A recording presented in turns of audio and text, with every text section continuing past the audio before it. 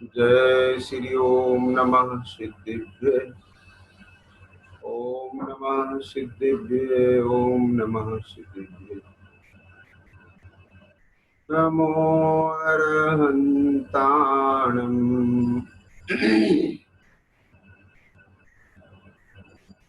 नमो सिद्धाणम् नमो आयर्याणम् नमो वज्राययाणम् नमो लोये सवसाहुनम्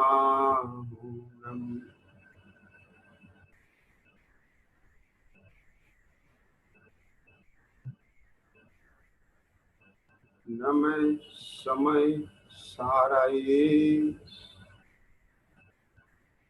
स्वानुभूत्या चकास्ते चित्त स्वभावाय भावाय सर्वभावान्तरच्छिदे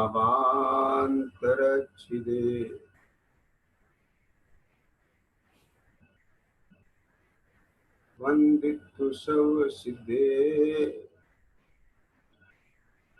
चलवणो पत्ते ओछामी समय पाहुर सुध केवली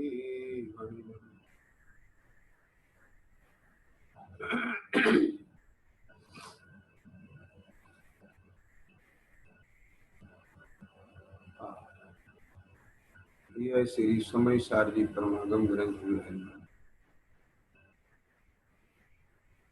आचार्य कुंकुन स्वामी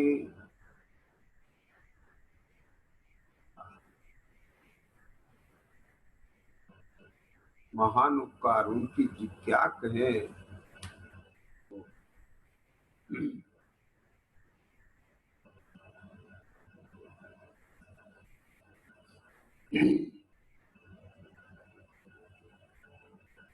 उनकी तो जितनी महिमा कही जाए कम है। बनाऊं पत्र कुंदन ना रत्नों ना अक्षरों लिखी।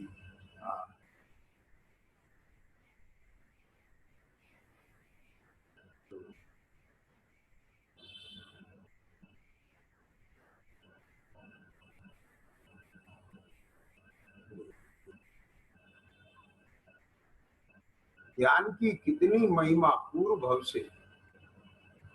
तो हालांकि पर्याय में आत्मा वही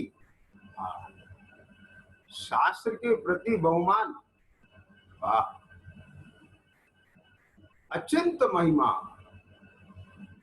अरे पूरा जंगल जल गया, ये वृक्ष नहीं जला, ये वृक्ष की ये वृक्ष के कोटर में ये वृक्ष के कोटर में ये जो शास्त्र है ये इसकी ही महिमा है। पढ़ना नहीं जानता तो भी इसके योग्य कौन है पात्र। मुनिराज को भेंट किया। रे प्रभु क्या गजब बात है, अंतर की बात अलौकिक। मैंने उस ग्वाले की पर्याय में भी उस अल्प बुद्धि जीव को भी, जिसको अक्षर ज्ञान नहीं है इसलिए अल्प बुद्धि कहे लोग, लेकिन मेरी निगाह से तो बहुत बहुत बुद्धि संपन्न है, जिसको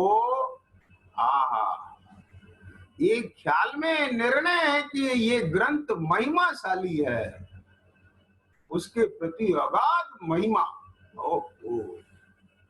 और इसके योग्य सुपात्र कौन है उसका निर्णय। हे प्रभु मां मुनीश्वर उनको वह ग्रंथ भेंट किया, ये बुद्धि का काम है। ख्याल में आया। अरे जो कंकड़ पत्थर को गले लगाए हीरे को ठुकराए वो बेबुद्धि का है। ये बाहर के हीरे माणिक मोती, ये धन संपदा, ये सब अपने लिए धूल है, कंकड़ पत्थर है, और ये देवगुरु धर्मी आत्मा अपने लिए हीरा है। तो ग्वाले की पर्याय में जिसने अपनी गांवों की गैयों की भी परवाह नहीं की, तो वो अल्पबुद्धि जीव है, महान बुद्धिशाली। जैसे लोग की कहावत है कि ऊंट के पैर पालने में दिखते हैं, ऐसे ही उस ग्वाला की पर्याय में ही जो जिसके क्षयोक्षम में इतना गजब कार्य हो रहा है, तो वो जीव की अगली पर्याय कुंद कुंद की होनी निश्चित है।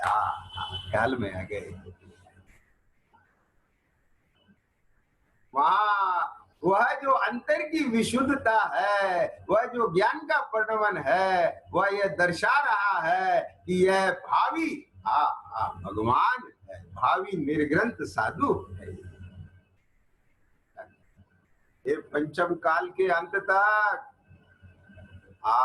ये आचार्य कुंद कुंद अमर रहेंगे। मंगलम भगवान वीरो, मंगलम गौतमो गणे, मंगलम कुंद कुंदात्यो, जैन धर्मोस्त मंगलम।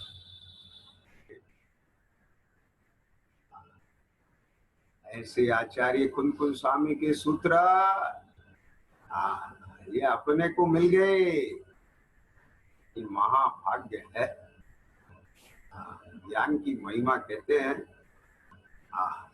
गाथा क्रमांक 34 में क्या कहते हैं,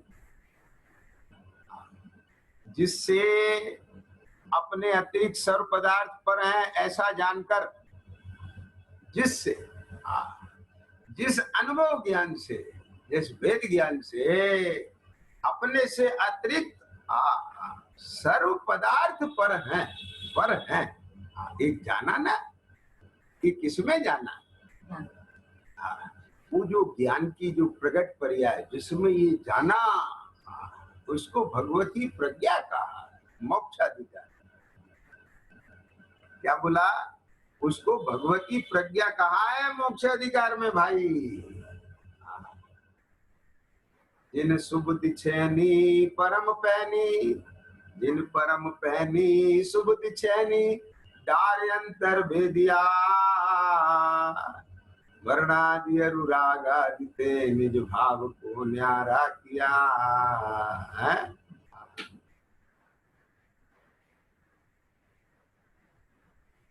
भगवती प्रज्ञा वह ज्ञान साधन है। ख्याल में आया? तो क्या कहते हैं, यह भगवान ज्ञाता द्रव्य है। टीका, यह कौन यह है? अभी जैसे मैं नहीं कहूं, जब अरे नव तत्वों के बीच में जो एक त्रिकालिक ध्रुव ज्ञायक भाव है, उसको निकाला, उसको ख्याल में लिया, तब यह ज्ञाता भगवान द्रव्य है। समझ में आया? यह भगवान ज्ञाता द्रव्य है, वह। अब उसे करेंगे वह। समझ आया?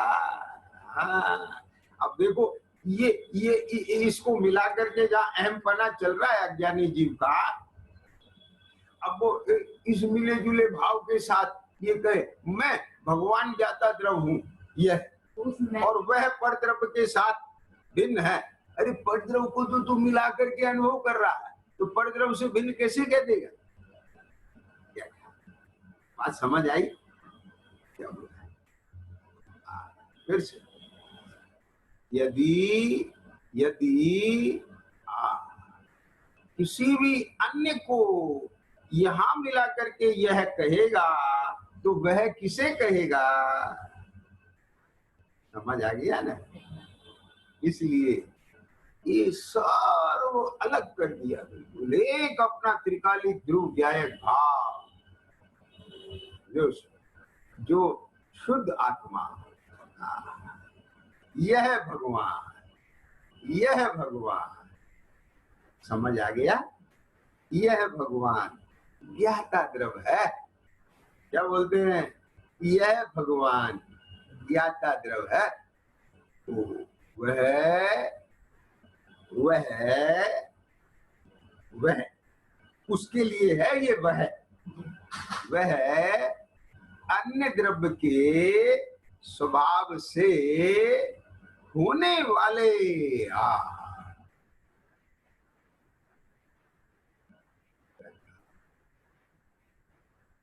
कर्म नो कर्म के स्वभाव से होने वाले अन्य समस्त प्रभावों को ख्याल में आ गया। ये जितने भी परद्रव हैं जो पर भाव रूप परिणमित हो रहे हैं, लेकिन उन द्रव्यों के अपने स्वभाव रूप परिणमित हो रहे हैं। समझ आया ना? उन द्रव्यों के उनके अपने स्वभाव रूप परिणमित हो रहे हैं। तो कार्य से दिखेगा ना द्रव्य, तो परिणमन से दिखेगा, क्योंकि द्रव्य सदैव परिणमन रूप है। तो जो उसका वर्तमान परिणमन है, किसका? पर द्रव्य का, तो वे सब पर भाव बराबर, वह अन्य द्रव्य के स्वभाव से होने वाले अन्य समस्त प्रभावों को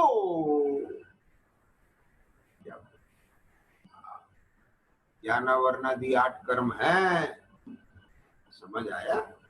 तो ज्ञानावरणादि 8 कर्म हैं, तो उनके स्वभाव से होने वाले अन्य समस्त प्रभावों को, अब एक एक कर्म उसकी प्रकृति, तो उस प्रकृति का स्वाद, उसका भाव, समझ आ रहा है? तो एक एक प्रकृति उसका भाव, तो वह प्रकृति अपने भाव रूप है, अन्य प्रकृति के भाव रूप नहीं।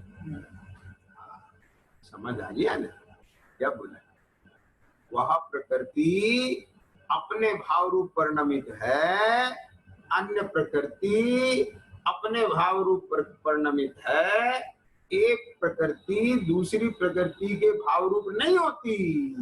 समझ आ रहा है? तो अब देखो, एक एक कर्म, क्या बोला, ज्ञानावरणादि 8 कर्म है ना, तो अब 8 कर्म, एक एक कर्म उसके अब फिर भेद, उपभेद, तो अब वो प्रकृतियां, और फिर उन प्रकृतियों में भी तारतम्य से अनेक स्थिति अनुभाग वाली प्रकृतियां। समझ में आ गया? ऐसे असंख्यात प्रकार बन गए। तो एक एक प्रकार की प्रकृति अपने अपने भाव रूप परिणमित है, वो अपने में परिणमित है, जड़ कर्म बराबर। अब उसके निमित्त निमित्तिक संबंध से इस जीव के साथ में जो 9 कर्म के संयोग वियोग होते हैं, वो 9 कर्म स्वतंत्र द्रव्य है। ख्याल में आया क्या बोला? समझ आ रहा है ना? ये ज्ञानावरणादि जो 8 कर्म है, वो एक एक द्रव्य, अब उसके उपभेद करो असंख्यात प्रकार के एक एक द्रव्य, एक एक कर्मान वर्गना है ना, तो एक एक द्रव्य। समझ आया? ऐसे तो भारत एक है, एक भारत, और 130 करोड़ लोगों को भारत कहते हैं। ऐसे एक कर्म, अरे एक कर्म नाम है जाति अपेक्षा, उसके ज्ञानावरणादि 8 भेद हैं, फिर एक एक के फिर उपभेद हैं, और फिर उनमें भी असंख्यात प्रकार की कर्मण वर्गना है, अपने साथ अलग, दूसरे के साथ कोई 8 कर्म है, उनके उपभेद हैं, लेकिन वो द्रव्य अलग है। ऐसे कर्म नामक उद्गल परमाणु जो कर्म रूप परिणमित हुआ, वो एक स्वतंत्र द्रव्य है। क्या समझ में आई? द्रव्य खंडित नहीं होता, ये ध्यान रखना। हाँ, द्रव्य खंडित होके नहीं होता, वो तो द्रव्यों के समूह की अपेक्षा से उसके ज्ञानावरणी दर्शनावरणी ऐसी जाति बताई है। ख्याल में आ गया ना? लेकिन एक एक कर्म अब जहां एक एक कर्म कहा तो वो असंख्यात प्रकार के जो भेद हैं उनमें से एक एक कर्म, या एक एक कर्म का मतलब 8 कर्म नहीं लेना, हाँ हाँ, जो उसके सब भेद उपभेद करके जो असंख्यात स्थिति अनुभाग वाले, ख्याल में आ गया ना, ऐसे अलग अलग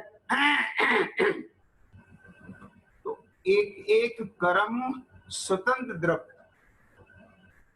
आ रही है समझ में? तो एक एक कर्म स्वतंत्र द्रव्य है तो वह अपने भाव स्वरूप परिणमित हो रहा है। बराबर समझ में आ रहा है? अब सुनना, अब एक एक कर्म के निमित्त से जो स्वतंत्र 9 द्रव्य हैं उनका जीव के साथ संबंध बनता है ना? ये स्त्री पुत्र आदि, धन धान्य आदि, मकान आदि, ये सब 9 कर्म, हाँ, ये 9 कर्म में आएगा। ये भारत देश हमारा है, ये भी 9 कर्म है अपना।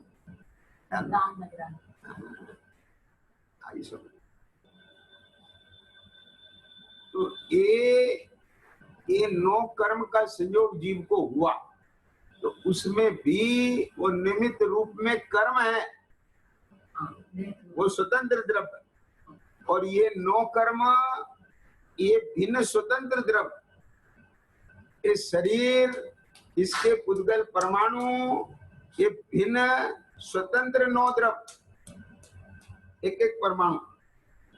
अब बोलो इतने सारे भिन्न स्वतंत्र अन्य द्रव्य अपने अपने चतुष्टय में परिणमित हो रहे हैं, और ये आत्मा अपने चतुष्टय को छोड़ करके इन सारे पर द्रव्य के चतुष्टय का मालिक बन के बैठ के क्या होगा? फिर दुखी नहीं होगा तो क्या होगा? सोचो, कितने परद्रव्यों की चिंता रहेगी इसे, कितने परद्रव्यों को परिणमाने की चिंता रहेगी इसे। सोचो, क्या बोला आप समझ गए? कितने परद्रव्यों के परिणमन से प्रभावित होगा ये, क्या समझ में आ गया? ये है उसका ऑपरेशन। ऑपरेशन समझते हैं ना? निकल के आया ये मवाद, गंदगी, इन्फेक्शन, ये है वो।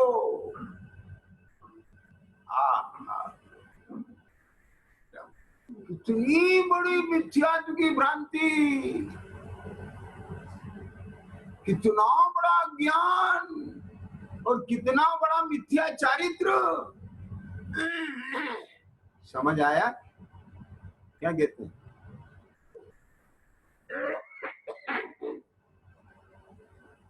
बोलो, समझ रहा है ना कि कितना बड़ा संसार है, महासागर, और इसे चुलुक भर गोखुर के समान उलांग जाते हैं। कैसे उलांग जाते हैं कि बनाओ तो इतना बड़ा महासागर, समझो तो, और नहीं समझो तो कुछ नहीं।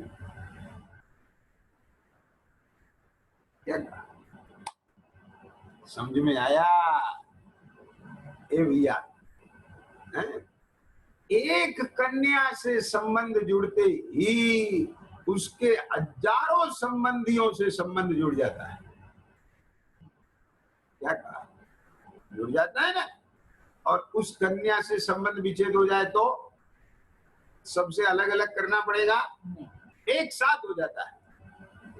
और नहीं करो तो सबके घर जाना आना पड़ता है, सबकी रिश्तेदारी निभाना पड़ता है। तो समझ में आया कि नहीं? ठीक इसी प्रकार से जिस ज्ञान में यह भगवान ज्ञाता द्रवाया, क्या बोला? यह भगवान ज्ञाता द्रव आया। कौन सा भगवान ज्ञाता द्रव? ये जो वर्तमान की बंद पर्याय है ये नहीं, एक समय की पर्याय जितना नहीं, सर्व पर्यायों में व्याप्त,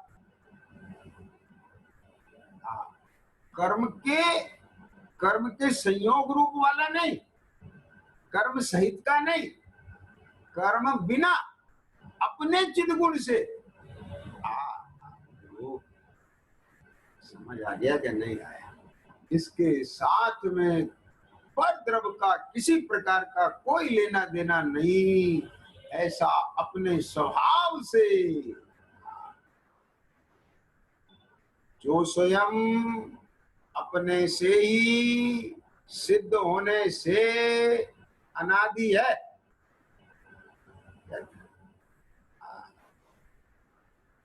किसी के द्वारा नाश नहीं होने से अनंत है, नित्य उद्योत रूप होने से क्षणिक नहीं है, ऐसा प्रगट प्रकाशमान है, ऐसा जो ज्ञायक भाव है, वह जब जिस ज्ञान में, जिस ज्ञान पर्याय में वह उदय हुआ, समझ आया? उदय हुआ माने जिस ज्ञान पर्याय ने उसका अवलोकन करा, कहां से किया? आगम के सेवन से, युक्ति के अवलंबन से। समझ आया? और स्वानुभव से। ऐसे यह भगवान ज्ञाता द्रव्य है। तो वह अन्य द्रव्य के स्वभाव से होने वाले अन्य समस्त प्रभावों को वे अपने स्वभाव भाव से व्याप्त न होने से पर रूप जानकर त्याग देता है।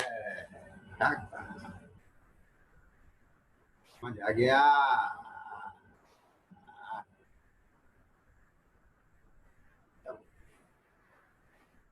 यह भगवान ज्ञाता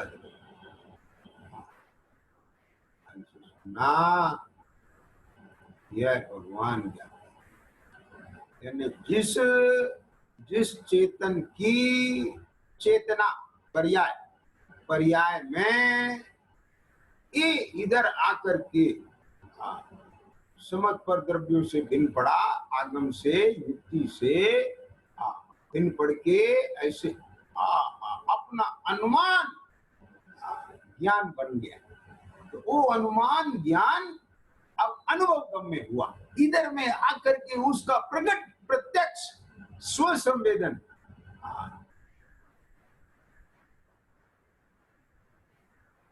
अभी तक जो एक समय पहले तक भी जो ज्ञान प्रोन्मुख था, समझ आ गया? ये जो चल रहा था, वेद ज्ञान चल रहा था, आगम से जान करके वो सब ख्याल में ले रहा था। अब वो जो चेतना झूठे आत्मविकल्प में लगी हुई थी, वह चेतना अब सम्यक परमार्थिक स्वरूप में लग गई। अब वो सब छट गया, गंदगी हट गई सब। अब वह पूरा का पूरा अपना आत्म स्वरूप उपयोग में आया, लेकिन अभी तक भी वहाँ राग है। राग क्यों कहते हैं? क्योंकि वो अभी भी जो एक खाका है आत्म स्वरूप का, समझ आ गया ना? वो अभी उपयोग उसके सन्मुख है। तो यहाँ अभी वेदन नहीं हो रहा है उसका प्रकट अभेद रूप, अद्वैत नहीं हुआ अभी। समझ आया ना? तो अभी वो जैसे ही इधर आया और अपनी स्वशक्ति से, स्वरस से अपने में अभेद हुआ, यह भगवान ज्ञाता द्रव्य है। यह कथन नहीं है, वहां भाषणा है।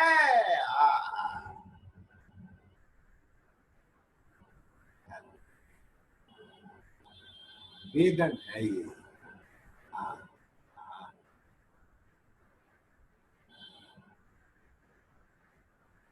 ऐसा स्व संवेदन जिस पर्याय में वर्तता है, वह उस चेतन की ही चेतना है। और कहें तो वास्तव में हो चेतना में चेतन है और चेतन की चेतना है, दोनों सजातीय हो गए। उनके बीच में से वो सब विजातीय तत्व निकल गए।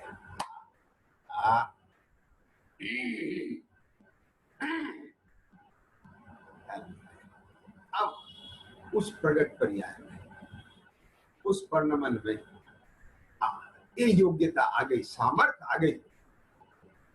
समझ आया ना क्या कहा? अब उसमें समर्थता आ गई। हाँ, हाँ, अपने में ही स्थिर होने की समर्थता आने से आत्मा का आचरण उदित होता है। यह आत्मा का आचरण है भाई, यह आचरण आत्मा का है। क्या कहा? समझ में आया? अरे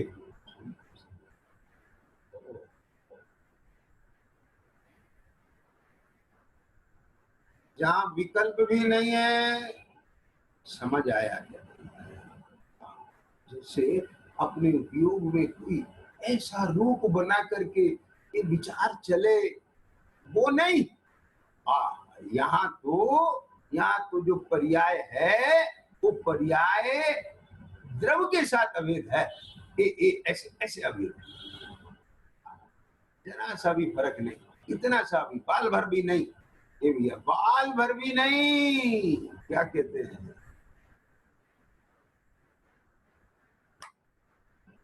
समझ आ गया? मैं ऐसे स्वरूप का अनुभव करता हूं, इतना भी भेद नहीं। ओ मैं कैसा आनंद स्वरूप हूं, इतना भी विकल्प रूप भेद नहीं। आ, आ, आ, आ, समझ में आया?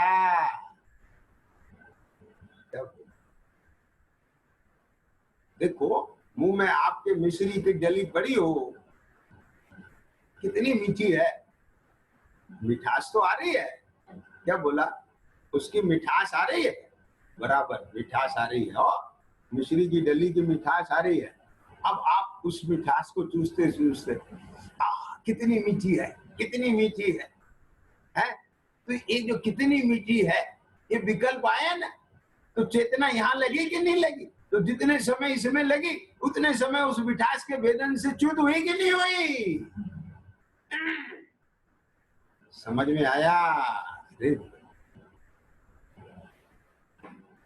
यहाँ तो वेदन वेदन वेदन वेदन का बात भी नहीं, वेदन का विचार भी नहीं, विकल्प मात्र नहीं, मैं ऐसा वेदन करता हूं, ये भाव भी नहीं है वहां। अरे प्रभु क्या बात है! राम और भरत इतने समय के बाद मिले हैं। क्या भैया बहुत दिन बाद मिले हो, ऐसी बातें करेंगे वहां? अरे गुरु, सुख लेने दो अब तो।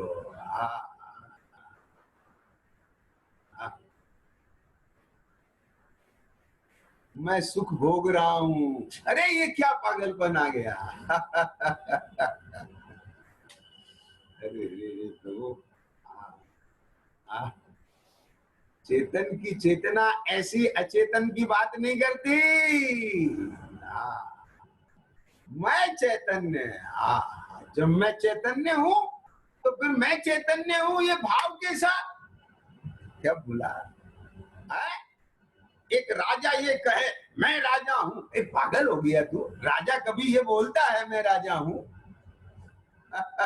राजा का व्यवहार बोलता है मैं राजा हूं।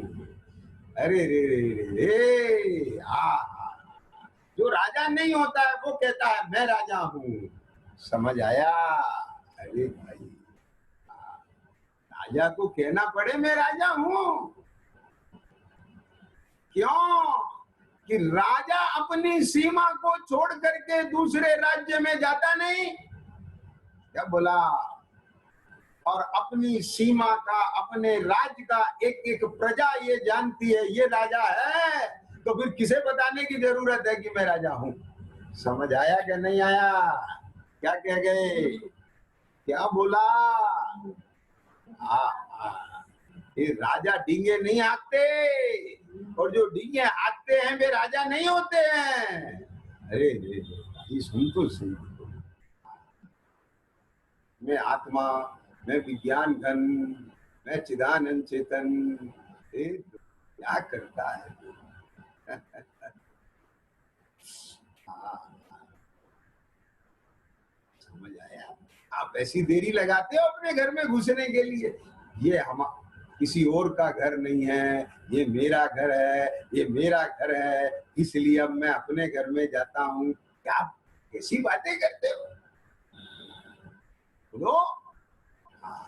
ये तो निश्चिंत होके भीतर जाता है। हाँ, हाँ, भीतर जाने का, अपने पने का सुख भोगता है। ये विचार करने में तो दुख है। हाँ, हाँ, किसी बात है यहाँ। अरे प्रभु, क्या ज्ञान प्रत्याख्यान है, ये ज्ञान भगवती प्रज्ञा।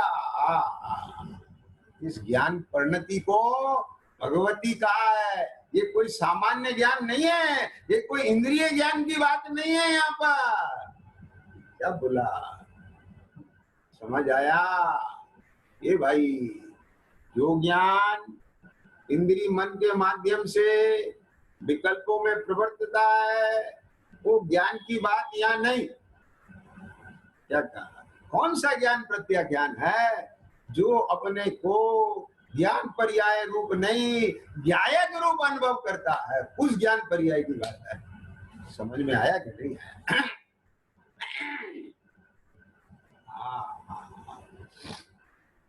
क्या कहते हैं? यह भगवान ज्ञाता द्रव है। भैया, ये तो स्वांत स्वांत प्रयोग की चीजें हैं, वाणी में आती हैं, सब स्थूल है ये बात। ये स्थूल बात, शांत चित्त होके वास्तव में जो भेद ज्ञान करते हुए जब अपना उपयोग अपने स्वरूप के सन्मुख आकर के, अरे यह जो सुनने सुनाने का भी भाव है,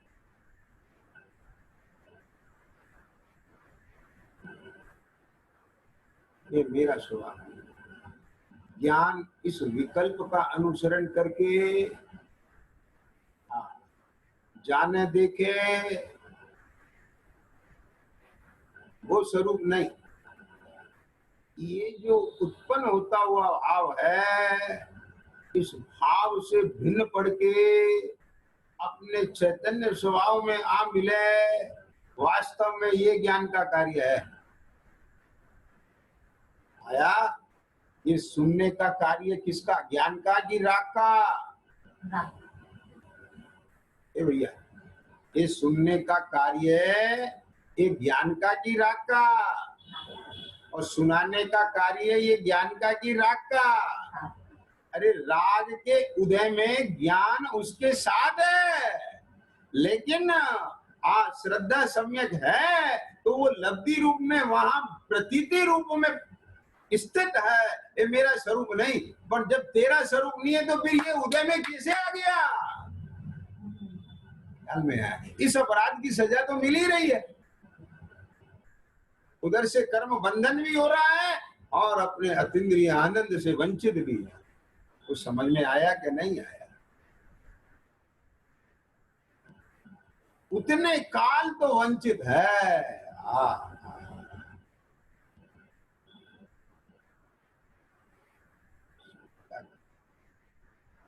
अरे भाई, बहुत रागादि होते थे, उपयोग परोन्मुख होकर के बहुत रागादि के साथ वर्तता था, उपयोग रागादि सहित वर्तता था, वहां अन्य रागादि का स्वाद आता था। उस स्वाद की अपेक्षा से यह स्वाद मीठा है, परंतु यह मेरा पारमार्थिक स्वभाव नहीं है। इस राग से भी भिन्न पड़ के जान रहे हैं। अभी ये श्रद्धा की बात है, ये राग मेरा स्वरूप नहीं, लेकिन प्रकट पर्याय में तो राग रूप हो रहा है कि नहीं उपयोग? यदि राग रूप नहीं होंगे तो सुनने सुनाने का व्यवहार हो सकता है क्या? समझ में आया? इसलिए यह भी मेरा स्वरूप नहीं है। जिस जहां से ये टीका में जो चर्चा है, यह तो वास्तव में अंतर्मुख पुरुषार्थ पूर्वक इसकी तरफ इशारा कर रहे हैं। यहाँ पर ये सुनने सुनाने का विषय नहीं है। प्रभु क्या कहते हैं, यह भगवान ज्ञाता द्रव है, वह अन्य द्रव के स्वभाव से होने वाले अन्य समस्त प्रभावों को, अब यहाँ अन्य द्रव के स्वभाव से होने वाले अन्य समस्त प्रभावों को, अब इसमें सारा संसार आ गया पूरा का। करो प्रत्याख्यान, अब बोलो। देखो, अपने निज घर की पहचान हो गई। आप अपने गली मोहल्ले में हैं, अपने घर के ही सन्मुख हैं, और आपको आपके घर की पहचान नहीं है, और अपना घर भूल करके किसी दूसरे के घर में घुस गए। भाई साहब, कौन है आप? ये मेरा घर। नहीं नहीं नहीं, आपका घर कहां से? तो हमारा घर है। निकाल दिया। समझ आ गया? दूसरे के घर, तीसरे के घर, चौथे के घर, और अपना घर तो छूट गया। अब बोलो, कॉलोनी से बाहर निकलेगा कि नहीं? गांव से बाहर जाएगा कि नहीं? शहर से बाहर जाएगा कि नहीं? जिले से बाहर जाएगा कि नहीं? प्रांत से बाहर जाएगा कि नहीं?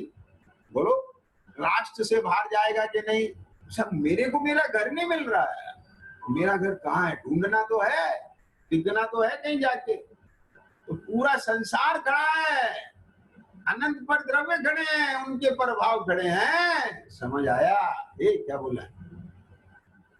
और फिर कभी कभी क्या होता है कि वो घूम फिर के फिर उसी घर में आ गया है। समझ आ रहा है ना? तो वो कहता है, भाई साहब आपको बताया था ना अभी थोड़ी देर पहले, फिर आप आ गए दिमाग खाने के लिए हमारा, और 10-15 दिन बाद आए। तो भैया तुम पहले भी आए थे, ये नहीं है तुम्हारा घर। क्या ऐसे ये चेतना बार बार इन परद्रव के सन्मुख जाती है, परंतु ये स्थाता का स्थान नहीं है। ये स्थाता का स्थान नहीं है। जिन विभावों को तो अपना स्वभाव मानता है, तेरे स्थायी भाव नहीं है। ये सब नैमित्तिक भाव है। कर्म के प्रत्येक समय का जो परिणमन है, वो परिणमन अपने में हो रहा है। क्योंकि तेरा परिणमन तेरे में नहीं हो रहा है, तेरे स्वभाव रूप परिणमन नहीं हो रहा है, इसलिए तेरा उसके साथ निमित्तिकपना बन रहा है। यदि तेरी चेतना का तेरे स्वभाव रूप परिणमन होवे, तो वो कर्म के भाव के साथ तेरा भाव्य भावकपना नहीं बनेगा। क्या बोला? समझ आया? क्या बोला भाई? वह विपाक उदय नहीं, प्रदेश उदय के रूप में कर्म निर्जरित हो जाएगा। क्या बोला? समझ में आता है कुछ? ये विधि है मोक्ष मार्ग की। तो इसलिए तो अपने ज्ञान में, अपने ज्ञान स्वरूप को लेकर के अपने में रह, बस वो ज्ञान ही प्रत्याख्यान है। क्या बोला? ये निश्चय प्रत्याख्यान है।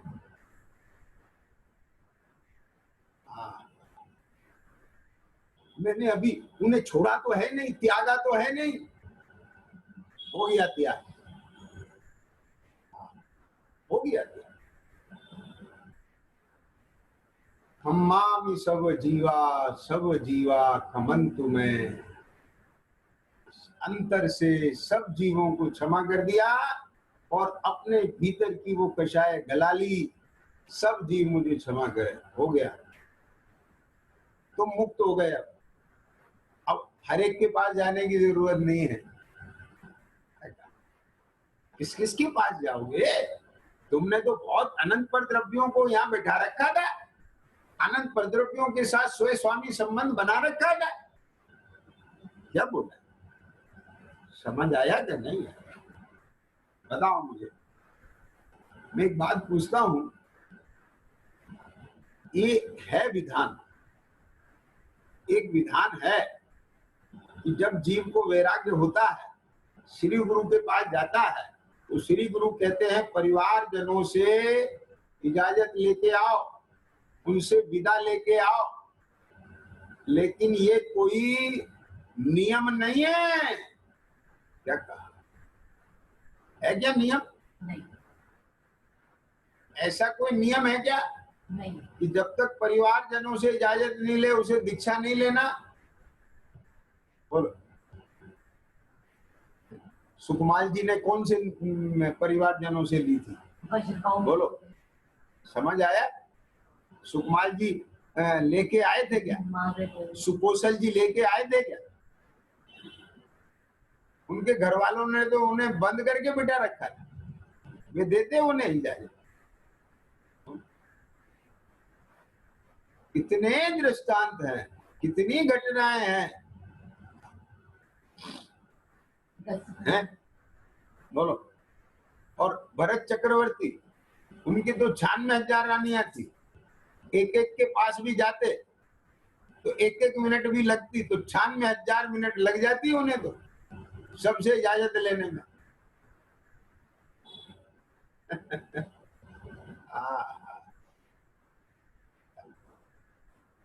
समझ में आया? बहुत कुछ छूट गया। अरे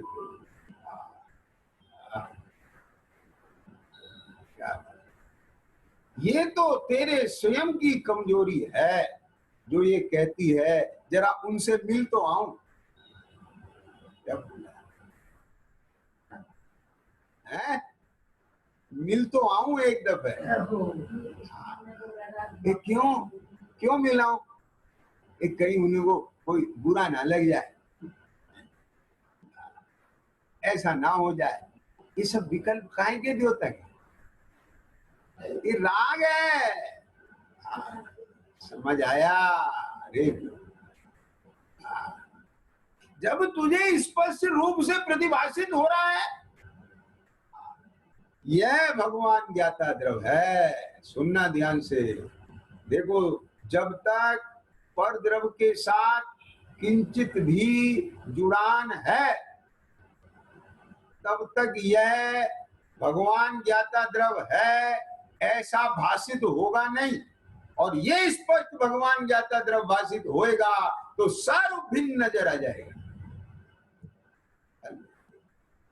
सर्व भिन्न है। मैं अपने में हूं, ये मेरे से सब है, कोई मतलब नहीं, कोई आई समझ में। ये निश्चय प्रत्याख्यान त्याग हो गया। अरे स्वयं स्वामी संबंध नहीं तो कर्ता कर्म भी नहीं, भोक्ता भोग्य भी नहीं। ये सुनो, निमित्त नैमित्तिक तो है। क्या बोला है? ये है, पर किसके साथ है? कि जो अपने घर से बाहर हो उसके साथ है। मैं मेरे घर से बाहर हुई नहीं तो मेरा उनसे निमित्त नैमित्तिक संबंध नहीं। समझ आया? अरे यहाँ आके बताए कोई निमित्त? क्या बोला? यहाँ आके बताए कोई निमित्त? लक्ष्मण रेखा के भीतर आके बताए कोई रावण? क्या कह गए? है किसी की मजाल? कोई निमित्त मुझे नैमित्तिक रूप से परमा सके? यदि मैं मेरे साथ अभेद हूं तो मेरा किसी के साथ में भी उस काल में निमित्त नैमित्तिक पना भी नहीं है। मैं ही निमित्त हूं और मैं ही नैमित्तिक हूं, मैं ही उपादान हूं, जो हूं सो मैं ही हूं। कुछ आया ख्याल में? बोलो, ऐसा नजर आता है कि नहीं आता है? बस खाली शब्दों का स्वाद नहीं लेना प्रभु, जिसे अंतर में स्वाद होता है, जिसके स्वाद लिया होता है उसे उसकी बातों में स्वाद आता है, उसकी बातों का स्वाद नहीं आता है। वो जो स्वाद लिया है उसका, उसके भाव का स्वाद आता है। समझ आया?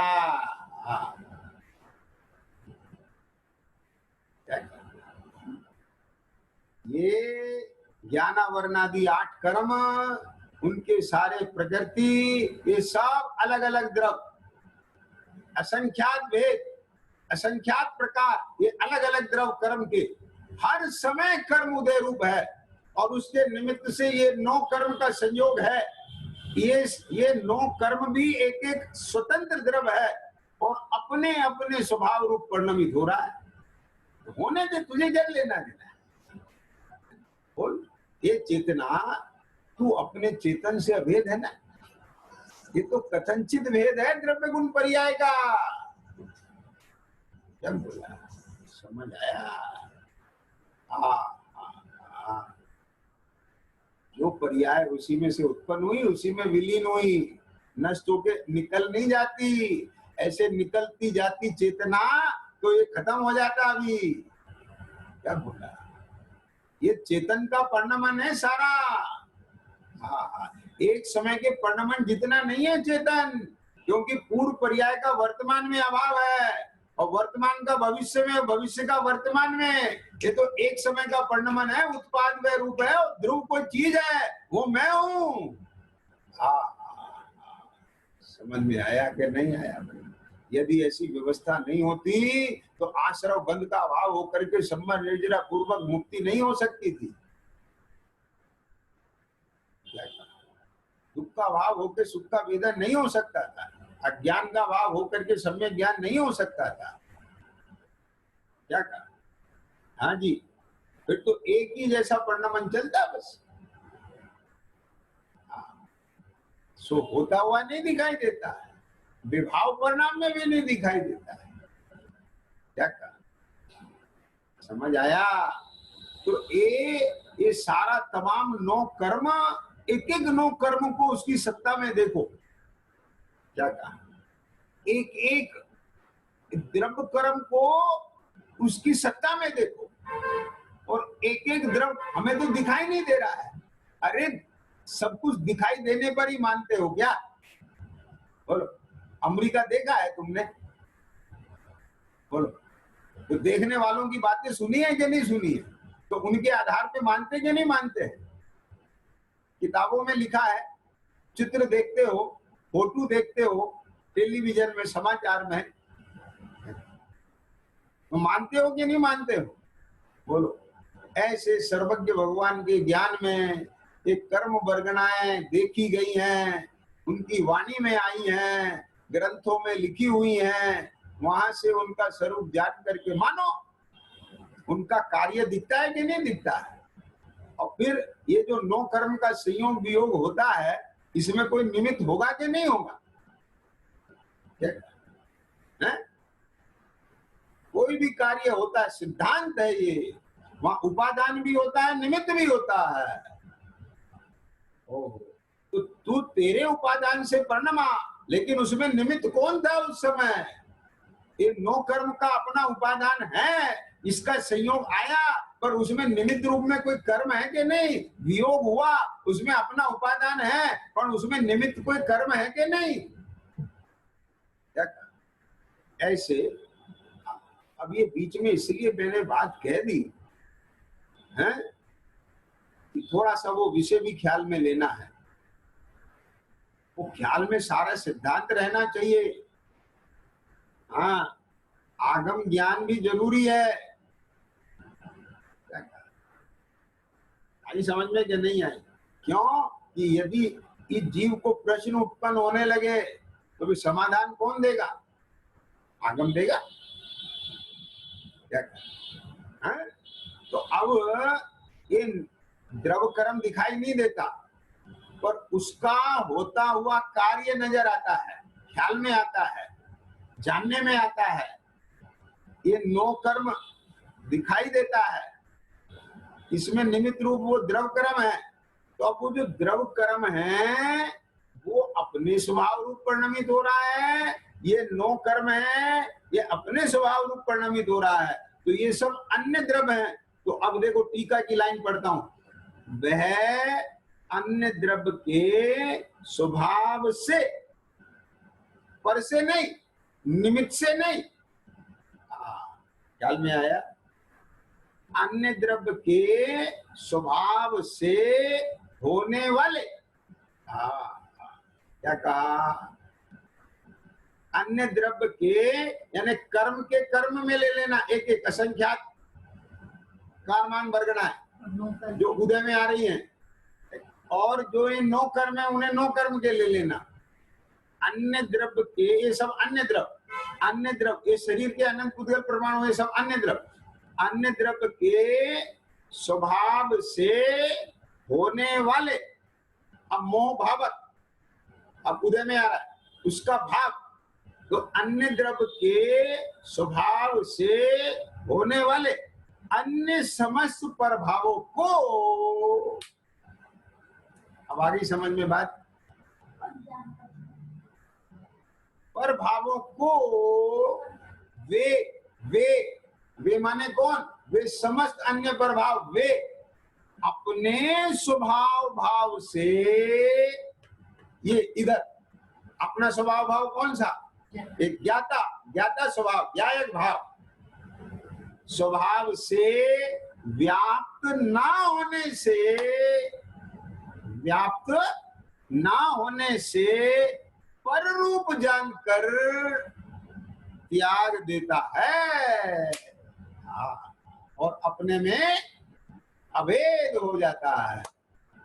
बोलो, मैं आपसे पूछता हूं, आप रेल में से जब उतरते हो, ट्रेन में से, समझ गए, अपने सामान पहले से ही गिन के रख लेते हो कि नहीं? क्यों भाई?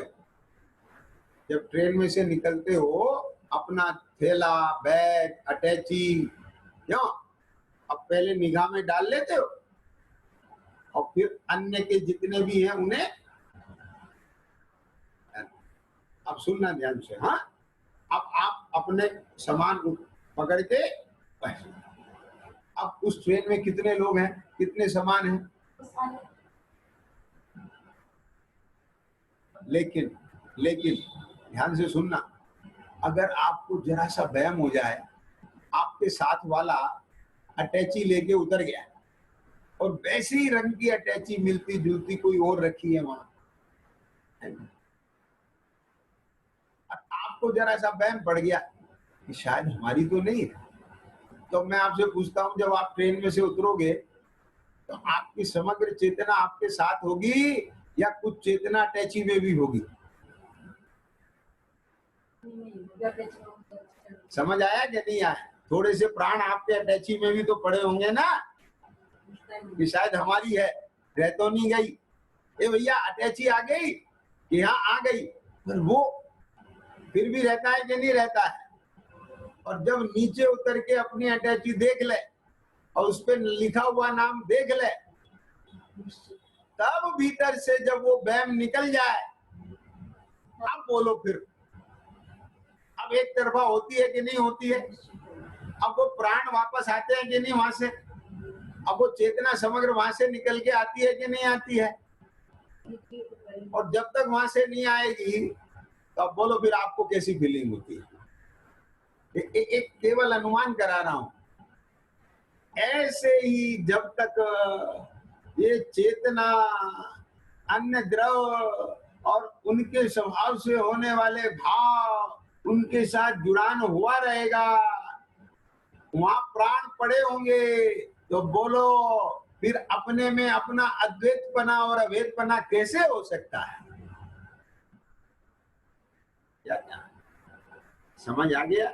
और यदि हो गया है तो त्याग हो गया है कि नहीं हो गया है? इधर ग्रहण और उधर त्याग,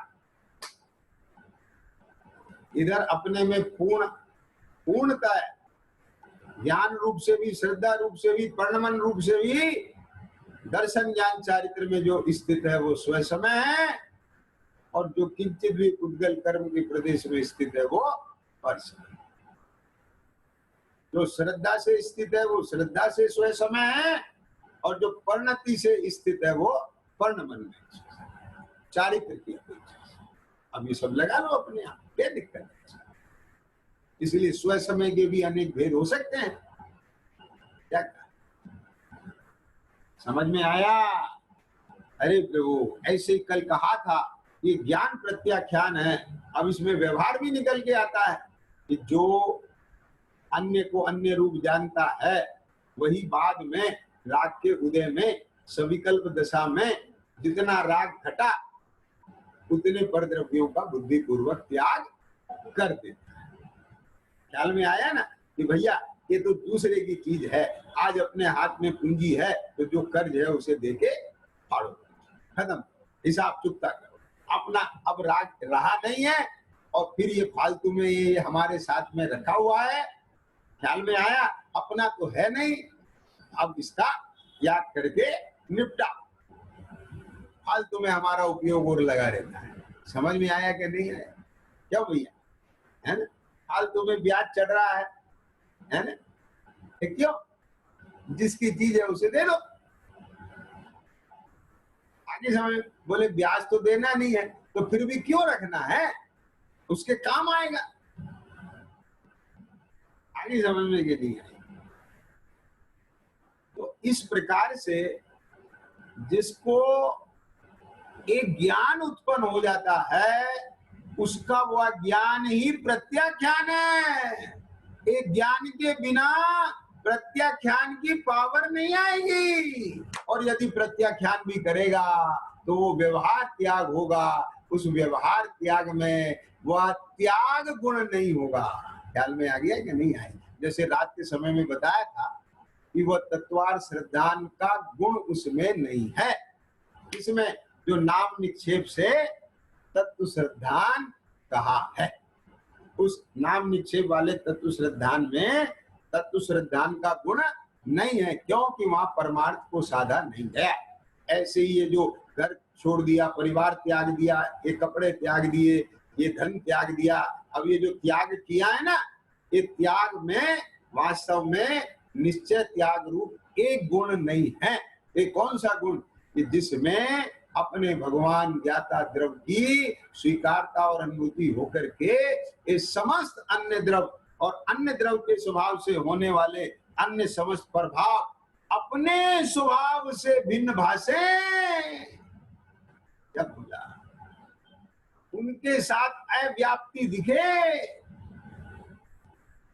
उनकी व्याप्ति उनके साथ, मेरी व्याप्ति मेरे साथ, कहीं कोई जरा सा भी किसी प्रकार से कहीं कोई मतलब नहीं, लेना नहीं, देना नहीं, जाना नहीं, आना नहीं, होना नहीं, धोना नहीं, रोना नहीं, करना नहीं, कुछ नहीं। इतना बिल्कुल निरपेक्षता, अहेतुकता, भिन्नता, ये जब भासती है तब उसमें जब चेतना निश्चिंत होकर के, निर्विकल्प होकर के, अपने में अभेद होकर के विश्राम प्राप्त करती है। ये जो जिस पर्याय में यह पात्रता और यह सामर्थ्यता और यह है प्रकट होती है, वास्तव में वो ज्ञान ही प्रत्याख्यान है। आगे समझ में कि नहीं आएगा? तो जो पहले जानता है वही बाद में त्याग करता है, अन्य तो कोई त्याग करने वाला नहीं है, अन्य कोई नहीं है, और अन्य किसी की सामर्थ्य भी नहीं है त्यागने की। वो फिजिकली भौतिक रूप से त्याग देगा, लेकिन प्राण उसके वहीं पड़े रहेंगे, वो त्याग सम्यक त्याग। ख्याल में आया? जो पक्व होकर के छोड़ दे वो त्याग है। समझ में आया? इस प्रकार आत्मा में निश्चय करके प्रत्याख्यान के समय प्रत्याख्यान करने योग्य पर भाव की उपाधि मात्र से प्रवर्तमान त्याग के कर्तृत्व का नाम होने पर भी परमार्थ से देखा जाए तो प्रभाव के त्याग कर्तृत्व का नाम अपने को नहीं है। ये तो उपचार की भाषा है कि त्याग किया, परमार्थ से वो भी अपने माथे पे नहीं है। इसकी विशेष मंथन अपन कल करेंगे। सहजानंदी अविनाशी में हाथ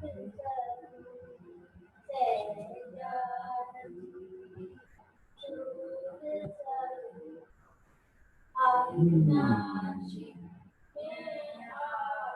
स्वरूप सदानंदी शोध स्वरूप अविनाशी में आत्मस्वरूप निज निज निज में बताए